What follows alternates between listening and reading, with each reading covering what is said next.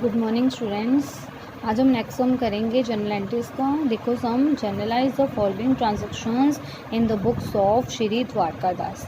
द्वारकादास जी के हमने बुक में जर्नल एंट्रीज करनी है, ठीक है। तो जब भी हमने जिसके भी नेम लिखा गया हमने ऊपर लिख देना है इन द बुक्स ऑफ, जैसे श्री द्वारकादास है तो हमने श्री द्वारकादास लिख दिया, ठीक है। तो नीचे जर्नल लिखेंगे और फिर हम परफॉर्मा बना के सम स्टार्ट करेंगे। फर्स्ट देखो, फर्स्ट अप्रैल को क्या एंट्री है, स्टार्टेड बिजनेस विद कैश। मैंने आपको एंट्री आगे भी करवाई हुई है कि जब बिजनेस स्टार्ट किया है कैश से, तो बिजनेस में पैसा आया मतलब कैश रिसीव हुआ है, तो कैश को क्या करोगे, डेबिट करोगे। और बिजनेस में क्या लगाई है, कैपिटल लगाई है, तो कैपिटल अकाउंट क्रेडिट हो जाएगा, ठीक है। तो देखो फर्स्ट एंट्री क्या आ गई, cash account debit to capital account, कितनी 30,000, ठीक है। नरेशन लिख दी, being started business with cash. अब देखो second entry April 8, cash purchases. जब आपने कैश परचेजेस किया मतलब आपने गुड्स खरीदे हैं, तो परचेज किया कुछ, तो पैसे आपके पास से गए हैं, ठीक है। तो जब पैसे जाएंगे, कैश गया, तो आपके पास रियल अकाउंट का रूल क्या आएगा, but goes out of the business, उसको क्या करते हैं, क्रेडिट करते हैं, ठीक है। तो हमारे पास क्या हो जाएगा, जो कैश अकाउंट है हम उसको क्रेडिट कर देंगे, और जो परचेजेस है हमने गुड्स परचेज किए हैं उसको क्या कर देंगे हम, debit. Purchases account debit to cash account.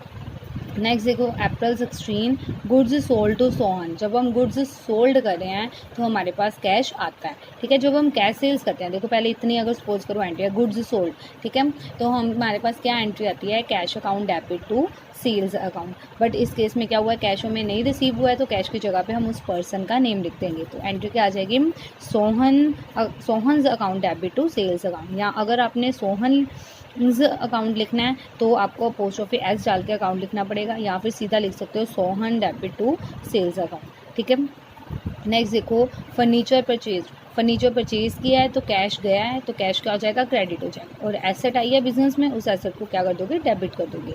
तो ये एंट्री आ जाएगी furniture account debit to cash account. Next है पेड सैलरीज। सैलरी पे की है, तो जब भी कोई एक्सपेंस होता है तो कैश जाता है, तो कैश क्रेडिट हो जाएगा और डेबिट का हो जाएगा जो आपने पे किया है। सैलरी पे किया है तो salary account debit to cash account. देखो entry salaries account debit to cash account. Next भी सेम है, रेंट पे किया है, ठीक है, पेड रेंट है तो वो भी सेम एंट्री आ जाएगी, rent account debit to cash account, ठीक है। और लास्ट में आपने क्या कर देना है, टोटल कर देना है, और दोनों साइड्स का टोटल सेम आ जाएगा, ठीक है।